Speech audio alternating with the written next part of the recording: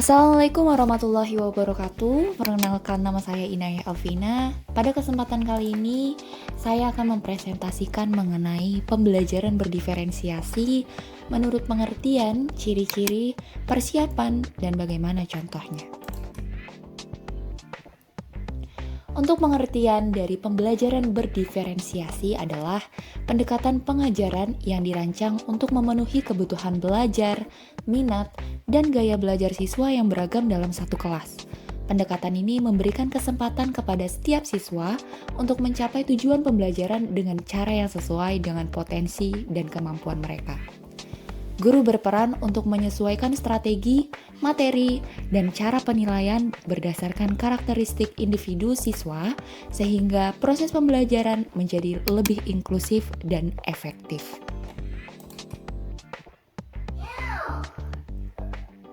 Untuk ciri-ciri pembelajaran berdiferensiasi, yang pertama fleksibilitas dan dalam pembelajaran, yaitu guru memberikan berbagai pilihan cara belajar, bahan ajar, dan penilaian agar siswa bisa belajar sesuai dengan gaya dan kecepatan masing-masing.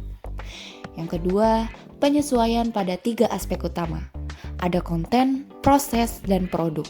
Untuk konten, merupakan materi yang disampaikan dapat disesuaikan dengan tingkat kesiapan dan minat siswa. Proses, metode pengajaran dan aktivitas belajar yang dirancang bervariasi sesuai gaya belajar atau kebutuhan khusus siswa. Dan produk, cara siswa menunjukkan pemahaman mereka dapat beragam, seperti melalui presentasi, esai, proyek, atau karya lainnya. Ketiga, memahami perbedaan individu. Guru mengenali bahwa setiap siswa unik, baik dalam kesiapan belajar, minat, maupun profil belajar, dan mereka mengakomodasi keberagaman ini dalam perencanaan dan pelaksanaan pembelajaran. Yang keempat, penilaian berkelanjutan. Pembelajaran berdiferensiasi mengutamakan penilaian formatif yang terus-menerus untuk memahami perkembangan siswa dan menyesuaikan instruksi di sepanjang proses belajar. Kelima, pengelompokan yang fleksibel. Siswa bisa bekerja dalam kelompok yang berbeda-beda, berdasarkan minat, kesiapan, atau cara belajar, pada berbagai waktu, bukan dalam kelompok tetap. Hal-hal yang perlu dilakukan untuk menyiapkan pembelajaran berdiferensiasi. Yang pertama, memahami siswa secara mendalam. Jadi, guru perlu melakukan observasi, wawancara, dan penilaian formatif untuk mengetahui tingkat kesiapan belajar atau gaya belajar, baik itu visual, auditorik, kinestetik, dan minat siswa. Ini bisa dilakukan melalui survei minat atau profil belajar. Kedua, perencanaan pembelajaran yang fleksibel. Guru harus merancang rencana pelajaran yang memberikan ruang untuk variasi dalam metode pengajaran, aktivitas, maupun tugas. Misalnya, menyediakan beberapa cara untuk mengakses informasi seperti teks, video, atau diskusi. Ketiga, menciptakan lingkungan belajar yang inklusif, di mana kelas harus dirancang agar mendukung interaksi yang positif dan kolaboratif antar siswa dengan berbagai latar belakang dan kemampuan. Lalu yang keempat, penilaian formatif dan reflektif. Guru perlu sering mengadakan penilaian formatif dan reflektif untuk memantau kemajuan setiap siswa dan menyesuaikan strategi pengajaran bila diperlukan. Lalu yang kelima, pelatihan dan pengembangan diri guru. Guru perlu mengembangkan keterampilan dalam manajemen kelas, pemanfaatan teknologi, dan pemahaman teori belajar untuk menerapkan pembelajaran berdiferensiasi dengan baik.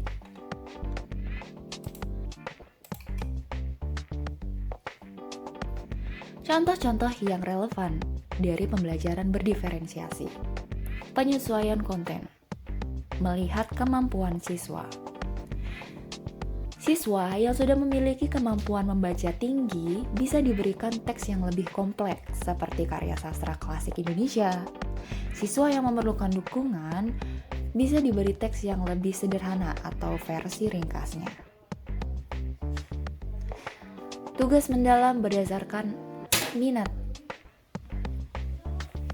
Ketika membahas cerpen atau puisi, siswa yang tertarik pada penulisan kreatif dapat diminta untuk membuat cerpen atau puisi. Sedangkan siswa yang lebih suka analisis bisa fokus pada menulis esai kritis. Penyesuaian proses.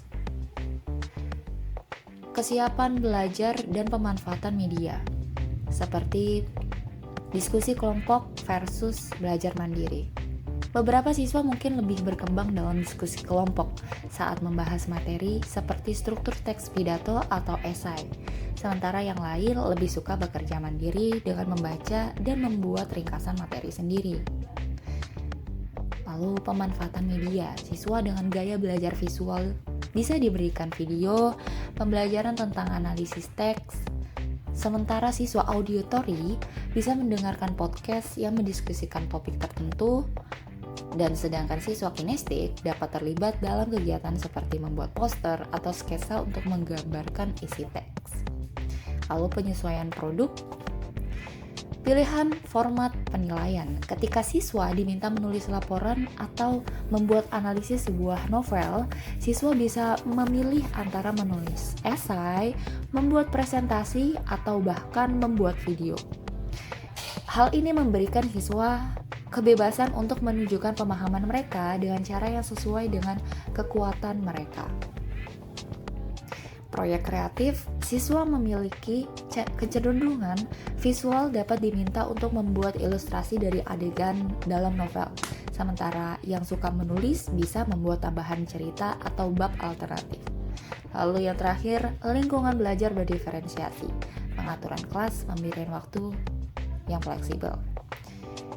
Buat area khusus bagi siswa yang ingin belajar mandiri dalam keheningan, dan area lain bagi yang suka berdiskusi atau belajar dalam kelompok kecil. Desain ini membantu siswa menemukan cara belajar yang paling efektif bagi mereka. Lalu untuk pemberian waktu yang fleksibel, beberapa siswa mungkin membutuhkan lebih banyak waktu untuk membaca atau menulis. Jadi berikan fleksibilitas dalam pengaturan tenggat tugas sesuai dengan kebutuhan individual mereka. Terima kasih atas perhatiannya. Semoga apa yang saya sampaikan dapat bermanfaat untuk kita semua. Wassalamualaikum warahmatullahi wabarakatuh.